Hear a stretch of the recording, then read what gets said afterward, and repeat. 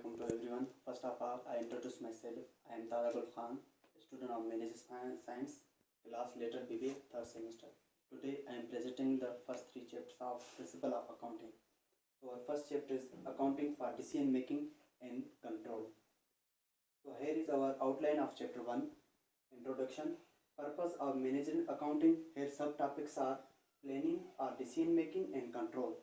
And second outline is financial based management accounting, managerial accounting. And third is designing of accounting systems. And here subtopics are design and use of systems and evolutions. And last one is example of decision making. So our first topic is planning or decision making. Planning. So what is planning? Planning is choosing goals, predicting results under various alternative, making the decision. Planning में हम क्या करते हैं? First of all हम गोल अपने choose करते हैं, जो भी हमारे गोल्स हो, और उसको प्रिडिक्ट करते हैं, फिर अपने रिजल्ट को वेरियस तरीकों से, मुख्तलिफ तरीकों से, और उसमें क्या करते हैं, फिर हम अपने डिसीजन को मेक करते हैं, डिसीजन लेते हैं. फॉर एग्जांपल कैसे? कोई भी मैनेजर जो है ना, फर्स्ट में प्रोडक्ट कोई लॉन्च करता है, उसमें फिर क्या, कोई भी हमारा प्रोडक्ट है, add a new product, terminate an existing product line, फिर हम कोई किसी भी प्रोडक्ट को क्या करते हैं, टर्मिनेट करते हैं. उसके बाद जो है ना, रिजेक्ट स्पेशल ऑर्डर, उसके बाद हम जो है ना ऑर्डर करते हैं उस प्रोडक्ट का.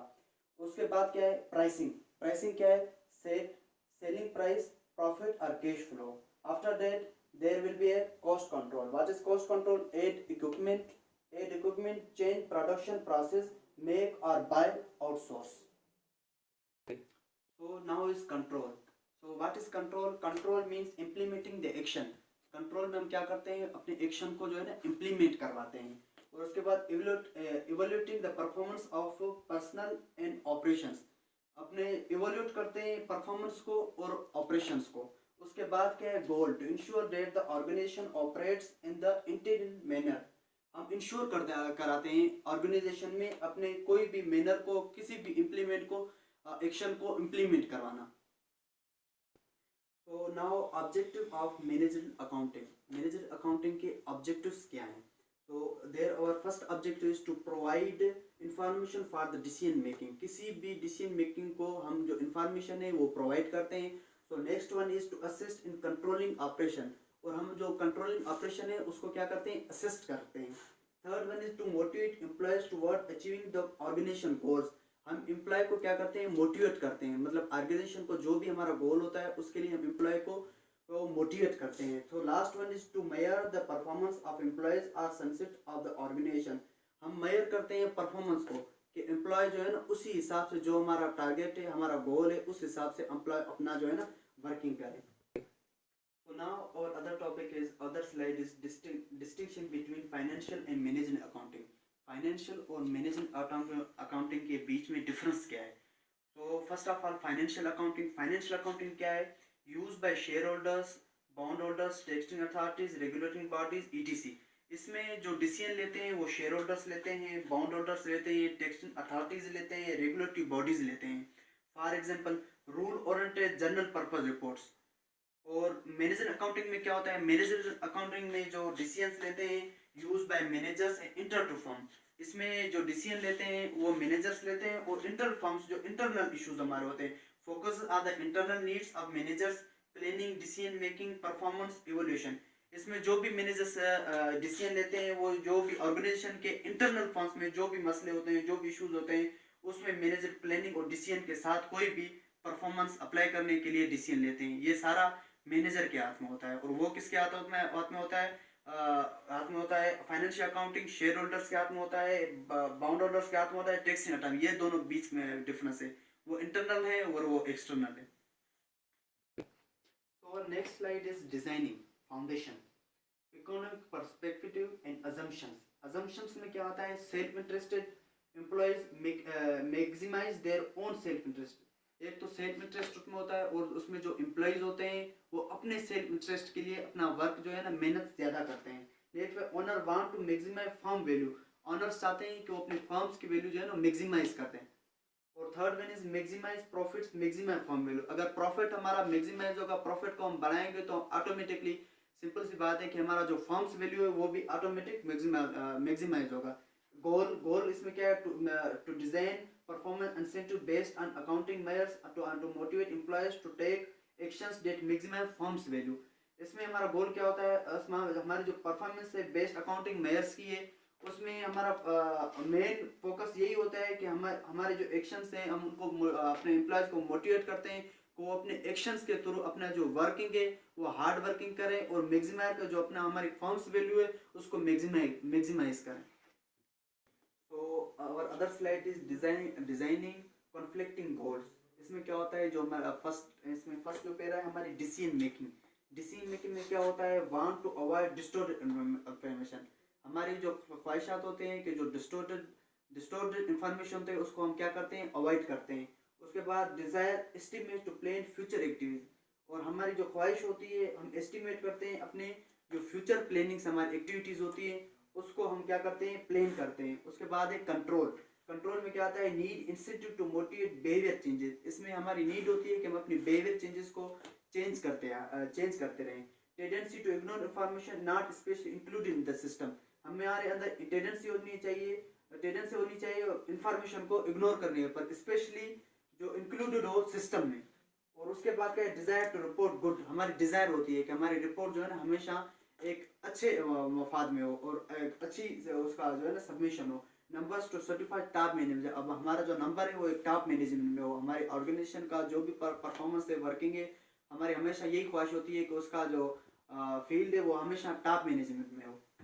सो और other slide is design evolution में क्या होता है, इकोनॉमिक ड्राइविज्म क्या है, ओवर द लॉन्ग टर्म. हमारा जो भी मिशन होता है वो लॉन्ग टर्म के लिए होता है. System survive in competitive market. हमारा सिस्टम जो है ना सर्वाइव करता है एक कॉम्पिटिटिव मार्केट्स में. वेन द बेनिफिट एक्सीड, जब हमारा बेनिफिट्स जो भी हमारे फायदे होते हैं वो बढ़ते हैं, are equal to cost of maintaining दो सिस्टम्स. या हमारी जो कॉस्ट है उसके साथ क्या होता है, इक्वल होता है. उसके बाद क्या है, survival does not imply ऑप्टिमिटी.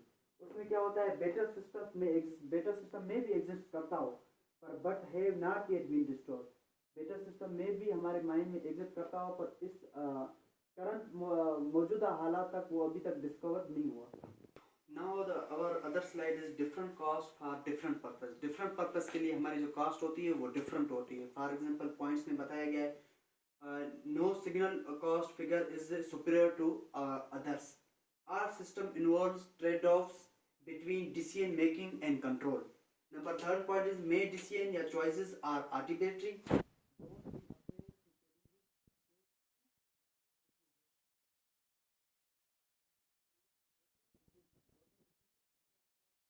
Trade-off between decision and management.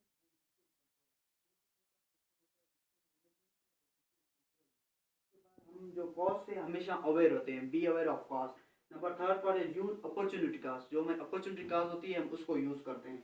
Fourth में supplement accounting data with other information. हमारी जो भी अकाउंटिंग डेटा होती है हम उसको अदर इंफॉर्मेशन के साथ क्या करते हैं, सप्लीमेंट करते हैं. Last one is basic rewards on accounting information may be dangerous. जो बेसिक रिवार्ड्स होती है वो मे बी अकाउंटिंग इंफॉर्मेशन के लिए डेंजरस हो. So now I present the second chapter of the principle of accounting. Our second chapter is basic financial statement. Basic financial statement के बारे में हमारा second chapter. So introduction to financial statement. Financial statement first of all introduction है. Introduction में क्या है? Financial statement is a strict representation of the financial position. Financial statement क्या है? स्ट्रिक्ट रिप्रेजेंटेशन से किसकी? फाइनेंशियल पोजीशन की. जिसमें कौन कौन सी चीज़ें आती हैं? जिसमें हमारी बैलेंस शीट आ जाती है, फाइनेंशियल परफॉर्मेंस ऑफ कैश आ जाता है, कैश फ्लो स्टेटमेंट आ जाती है. उसके अलावा ऑब्जेक्टिव क्या है फाइनेंशियल स्टेटमेंट के? टू प्रोवाइड इन्फॉर्मेशन अबाउट, किस बारे में हमारा फाइनेंशियल स्टेटमेंट हमें इन्फॉर्मेशन देती है, वो होता है फाइनेंशियल पोजीशन के बारे में और financial performance and cash flow of the entity. उसके बाद क्या है? Financial statement also had to assess the probability that an enterprise will be able to make future case. जो हमेशा हमारे फ्यूचर केस के बारे में हमें हेल्प करता है, प्रोबेबिलिटी के बारे में.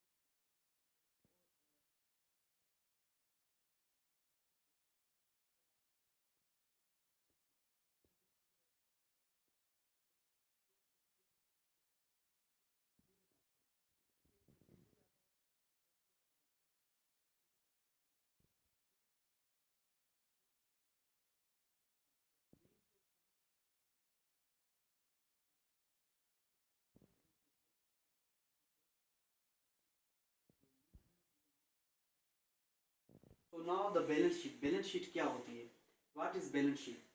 Balance sheet जो होती है, the balance sheet represent a record of a company assets, liabilities and equity. Balance sheet असल में किसी भी कंपनी के रिकॉर्ड को रिप्रेजेंट करती है, जिसमें कौन कौन सी चीज़ें आ जाती है? एसेट्स आ जाती हैं, लाइबिलिटीज आ जाती हैं एंड ऑनर इक्विटीज आ जाती हैं। उसके बाद assets is equal to liabilities पर शेयर होल्डर्स इक्विटी। एसेट्स जो भी हमारे होते हैं वो इक्वल होते हैं लाइबिलिटीज के और शेयर होल्डर्स इक्विटी के। और अब एसेट्स क्या है? Assets represent the resources that the business owns in the controls at a given point in the time that includes items such as cash, inventory, machinery, buildings. Assets हमारे वो resources होते हैं जो हमारे पास कैश के type में होते हैं, जैसे हमारे पास बिल्डिंग्स हो गए, हमारे पास कैश हो गए, हमारे पास रिसोर्स हो गए, हमारे पास मशीनरी हो गई। ये सारी चीज़ें हमारे पास किस चीज़ में आती हैं? एसेट्स में आती हैं। उसके बाद एसेट्स के बाद क्या है? लाइबिलिटी है। The other side of the equation represents the total value of the financial company has used to acquire those assets. Liability represents debit. Liabilities हमारी क्या होती है? डेबिट होती है। Where equity represent the total value of money that the owners have contributed to the business included retained earnings which is the profit made previous years.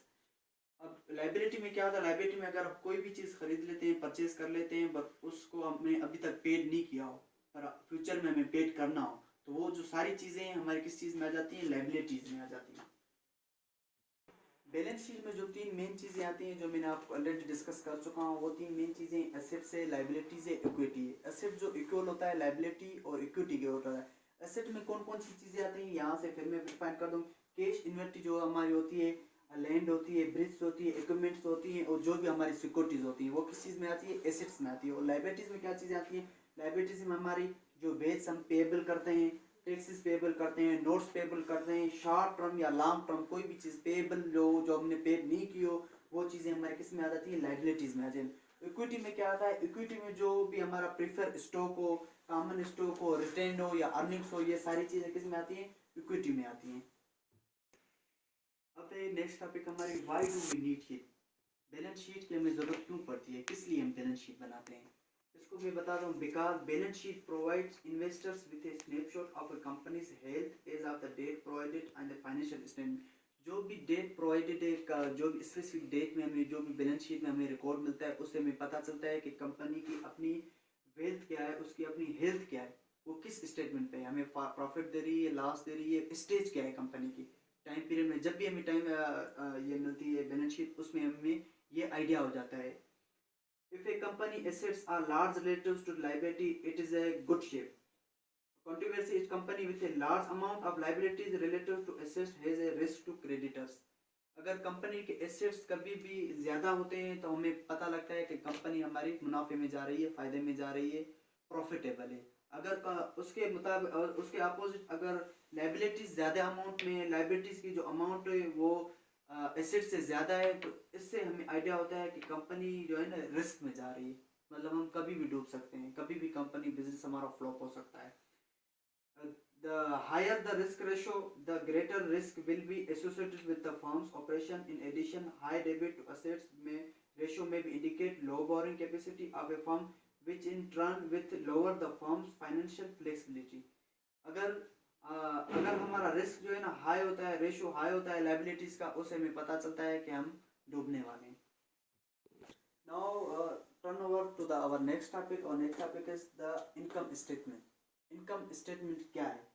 Why is income statement, what is income statement? Income statement क्या है? Income statement shows an information about the revenue, expenses and profit that was generated as a result of the business operation.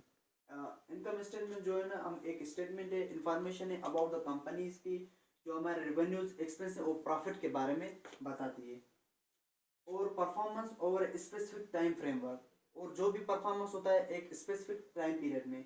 और इसमें कौन कौन सी चीज़ें आ जाती है? The components of income statement components, here is our components, revenue, expenses and net income. What is revenue? Revenue, how much the company earn, company कितना earn कर चुकी है, ये किस चीज़ में आता है? रेवेन्यू है हमारा। एक्सपेंस हमारा क्या है? How much the company has spend, company कितना खर्च कर चुकी है या कितना स्पेंड कर चुकी है।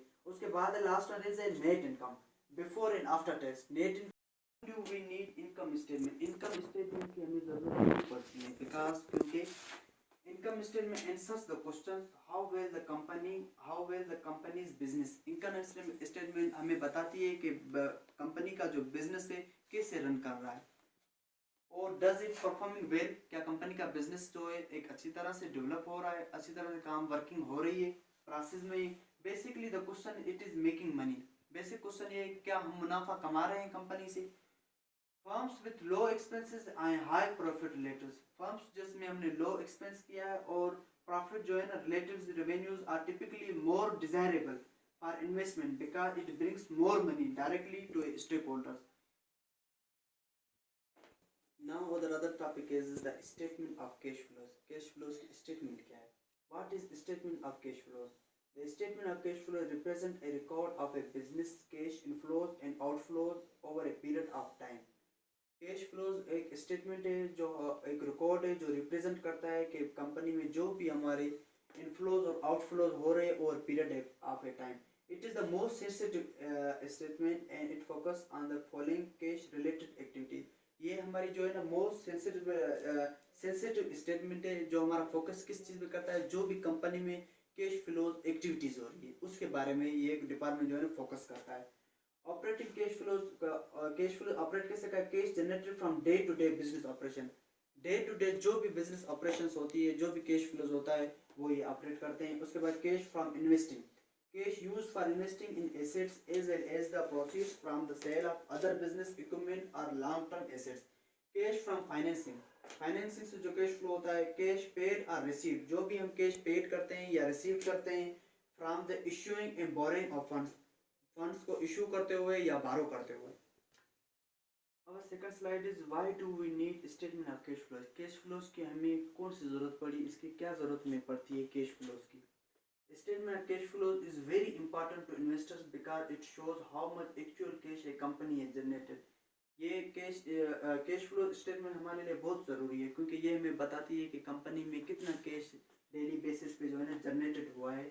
It shows the ability of firms to generate cash. Many companies have shown profits on the income statement but struggle later better of infinite cash flows because the income statement includes not cash revenues or expenses which the statement is a cash flow exclude. It shows correct figures of firms. ये हमें जो है ना correct figures बताती है firms की.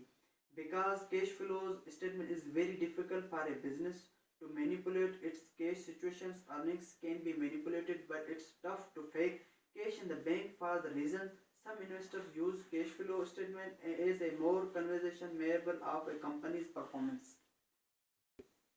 So now we will discuss about cost principles, going concern assumptions, stable dollar assumptions, objective principles. These accounting principles supports cost as a basis for the asset valuations. The cost principle states us that accounting information is based upon actual cost record where referred to as historical. Cost principles हमें accounting के बारे में बताते हैं जो actual हमारी cost होती है और जो हिस्टोरिकल कॉस्ट होती है. एक जो एक्चुअल करंट कॉस्ट है, दूसरी कौन सी होती है, हिस्टोरिकल कॉस्ट होती है. और गोइंग कंसर्न अजम्पशन हमें क्या बताता है, ये हमें डिफाइन करता है. The going concern assumption states the business entity is assumed to continue operations into the future. जो भी हमारी बिजनेस एक्टिविटी अज्यूम कर रही है कंटिन्यू ऑपरेशंस में और टिल इन फ्यूचर में. और उसके बाद थर्ड वन क्या है, ऑब्जेक्टिव प्रिंसिपल्स. ऑब्जेक्टिव प्रिंसिपल्स में क्या होता है, the objective principle states that accounting information must be unbiased and based on independent evidence. ये जो भी हमारे पास इंफॉर्मेशन होती है वो बेस्ड किस चीज़ पे होती है, इंडिपेंडेंट एविडेंस पे होती है. और लास्ट वन हमारा क्या है, stable dollar assumption. Dollar assumption में क्या होता है, stable dollar assumption tell us that we will only record accounting information that can be expressed in monetary units. ये इसमें जो भी हमारे पास इंफॉर्मेशन होती है उसको हम किस चीज़ में एक्सप्लेन करते हैं, मॉनेटरी यूनिट्स में. Be express to monetary units usually dollars in the United States and the dollars will remain constant across financial reports. So here is the statement of financial position. A starting point, ABC company balance sheet January 1, 2007. So here is our assets, here is our liabilities and all. I already discussed about assets, liabilities and owners. Assets are always be written down the left side and liability owners will always be written down the right side. So in assets there will be different things, cash, notes, receivables, building, office equipment. These are all assets, and in liabilities as a notes payable, account payable, salaries payables, capital stock and return entry. There are the owner's equity. So now our other slide is forms of business organization. Business organization के कितने forms है और कौन से forms है? Sole, cooperativeships, partnerships और corporations. इन दोनों में डिफरेंस क्या है? First of all sole partnerships में क्या है? Most business organization are organized as a sole partnership, a partnership और a corporation. Sole partnership is a business owned by a single person. It is separated from the other of its owner. It's common for small firms, service business and in law, medicines and others. Sole partnership में क्या होता है? इसमें जो भी business होता है 1 person business करता है, उसका ऑनर जो है एक ही होता है. और उसके बाद क्या है? पार्टनरशिप. पार्टनरशिप में क्या होता है? Owned by 2 or more person agree to act as a partnership co-owners. It is widely for small business. और पार्टनरशिप बिजनेस में क्या होता है? 2 और मोर देन पार्टनर्स, जिसमें 2 या 2 से ज़्यादा पार्टनरशिप होते हैं, वो उसके ऑनर्स होते हैं. और इसमें ये जो स्मॉल बिजनेस से थोड़ा बिग होता है. उसके बाद थर्ड वन क्या है? Corporation. Corporation is a type of organization that is recognized under the law as an entity separate from its owners. GAAP can be applied to the financial statement of all 3 forms of organization. So here is the characteristic of business organization. There are all difference about the 3 business activities: sole partnerships and corporation. So the difference of owner. First of all, owner, all of 3 owners. There will be 1 owner and there will be 2 owners, and stock owners generally many owners. Stock partnership में क्या होता है? कोई भी एक honour होता है उसमें. और पार्टनरशिप में क्या होता है? 2 ऑनर्स होते हैं. और उसके बाद जो कॉर्पोरेशन में उसके 2 या 2 से ज़्यादा ऑनर्स होते हैं. उसके बाद क्या है? लाइफ ऑफ ऑर्गेनाइजेशन की लाइफ क्या है? सोल पार्टनरशिप में क्या होता है? Limited by the owners choice और डेथ. इसकी जो लाइफ होती है वो लिमिटेड होती है ओनर्स की चॉइस से तक और या उसकी डेथ तक. और पार्टनरशिप में क्या होता है? Limited by the owners choice और डेथ. इसमें भी सेम ही चीज़ होती है, जब तक ऑनर की चॉइस हो या उसकी डेथ हो. और थर्ड में क्या होता है? इनडेफिनेट. कॉर्पोरेशन में जो उसकी लाइफ होती है वो इनडेफिनेट होती है. वो ऑनर्स के आने जाने से कोई फर्क नहीं पड़ता, एक जाता है तो दूसरा आता है. और उसके बाद क्या है? Legal view point. Legal view point में क्या आता है? Owners and business entity are not regarded as separate. इसमें जो ऑनर्स इक्विटी होती है वो सेपरेट नहीं होती. पार्टनरशिप में भी सेम होता है. और कॉर्पोरेशन में क्या होता है? Separate entity from owners. इसमें जो एंटिटी है वो ऑनर्स से जो है ना सेपरेट होती है. और थर्ड वन क्या है? Accounting view point. Accounting view point में क्या होता है? तीनों में डिफरेंस बता रहा हूँ. Business entity separate from other affairs of owners. इसमें जो भी बिजनेस एंटिटी होती है वो सेपरेट होती है अफेयर्स ऑफ ओनर्स के. और इसमें भी पार्टनरशिप में भी सेम ही होता है. एंटिटी जो होती है सेपरेट होती है from other business of owners. जो भी बिजनेस अदर बिजनेस के ओनर्स होते हैं उसकी जो एंटिटी है वो डिफरेंस होती है. और कॉर्पोरेशन में क्या होता है? Entity is separated from other affairs of owners. और separate taxable entity from owner. Separate जो टैक्सेबल एंटिटी है वो क्या होता है? तीनों में इसमें जो है ना नहीं होती. सोल पार्टनरशिप में, पार्टनरशिप में नहीं होती और कॉर्पोरेशन में होती है. और अदर क्या है? Ease of formation. इसमें जो सोल पार्टनरशिप होती है वो वेरी इजी होती है. पार्टनरशिप में एग्रीमेंट होती है, हेल्पफुल होती है दोनों के. और थर्ड वन कॉर्पोरेशन में क्या होता है? आर्टिकल और कॉर्पोरेशन जनरली रिक्वायर्स. ओवरऑल की जो पार्टिसिपेंट्स है वो रिक्वायर होती है. और उसके बाद क्या है? मैनेजमेंट. जो भी मैनेजमेंट होती है तीनों में क्या होती है? जो सोल पार्टनरशिप है उसमें ओनर के हाथ में होती है. और पार्टनरशिप में क्या होता है? May be divided among partners. May be जो भी 2 पार्टनर्स है उसमें डिवाइडेबल हो, दोनों को कुछ कुछ अथॉरिटीज दी हो सेपरेट. और कॉर्पोरेशन में क्या होता है? Articles of corporate. So now I will present the third chapter of the principle of accounting. Our third chapter is the accounting cycle. Accounting cycle क्या है? So capture accounting events. So now the role of accounting records. Accounting records के जो भी rules हैं वो role क्या है? Establish accountability for assets and transactions. जो भी हमारी अकाउंटेबिलिटी होती है उसको क्या करते हैं? इस्टेब्लिश करते हैं assets में और ट्रांजेक्शन में. उसके बाद keep tracks of routine business activities. Business activities जो भी हमारी कीप ट्रैक रूट होती है वो हमें बताते हैं. Obtains detail information about a particular transaction. जो भी हमारी ट्रांजेक्शन होती है उसके बारे में हमारे क्या होती है? एक डिटेल इंफॉर्मेशन होती है. Evaluate efficiency and performance with in company. जो भी हमारी परफॉर्मेंस और एफिशिएंसी होती है उसको इवैल्यूएट करते हैं कंपनी के साथ. Maintains evidence of company's business activity. जो भी बिजनेस एक्टिविटी हमारी कंपनी होती है उसको हम क्या करते हैं? मेंटेन करते हैं. So now is the ledger, cash, account payable, capital stock. Ledger में क्या होता है, हमारे पास कैश होती है, अकाउंट पेबल होता है, कैपिटल स्टॉक होता है। Accounts are individual record showing increase and decrease. Accounts में क्या होता है, हमारे इंडिविजुअल रिकॉर्ड्स होते हैं, जो भी हमारा डिक्रीज होता है अमाउंट या इंक्रीज होता है। उसके बाद है the entire group of accounts is keep together in accounting record called a ledger. जो भी हमारा ग्रुप में अकाउंट्स होते हैं उसको हम क्या करते हैं, कीप करते हैं टुगेदर में, जिसको हम क्या कहते हैं, लेजर कहते हैं। और the use of account, account का यूज हम कैसे करते हैं, increases are recorded on one side and the account and decreases are recorded on the other side. जो हमारा इंक्रीज होता है कुछ भी अमाउंट, उसको हम एक साइड पे रखते हैं, जो डिक्रीज होता है उसको हम अदर साइड पे रखते हैं। So here is the title of account. Title of account क्या है, लेफ्ट साइड में हम क्या रखते हैं, डेबिट साइड होती है। लेफ्ट साइड हमारी डेबिट साइड होती है और राइट साइड हमारी क्या होती है, क्रेडिट साइड होती है। डेबिट साइड जो भी हमारा, here is debit and credit rule. Debit और क्रेडिट्स के रूल क्या हैं। Debits and credits affects account is follows. अब सबसे पहले एसेट्स, एसेट्स में हमारा क्या आता है, डेबिट फॉर इंक्रीज और क्रेडिट फॉर डिक्रीज यूज होता है। और एसेट हमारे इक्वल है लाइबिलिटी प्लस ऑनर एक्टिविटीज के। लाइबिलिटी में क्या आता है, लाइबिलिटी जो लेफ्ट साइड है डेबिट फॉर डिक्रीज होता है और क्रेडिट फॉर इंक्रीज होता है। इसमें डिफरेंस है, दोनों अपोजिट है। यहाँ पे डेबिट फॉर इंक्रीज है, यहाँ पे डेबिट फॉर डिक्रीज है, और यहाँ पे क्रेडिट फॉर डिक्रीज है और यहाँ पे क्रेडिट फॉर इंक्रीज है। So now other is equities, owner equities, debit for decrease और क्रेडिट फॉर इंक्रीज। लाइबिलिटी और इक्विटीज के जो डेबिट क्रेडिट है, इंक्रीज डिक्रीज सेम है, बाकी एसेट्स के उसके क्या है, अपोजिट है।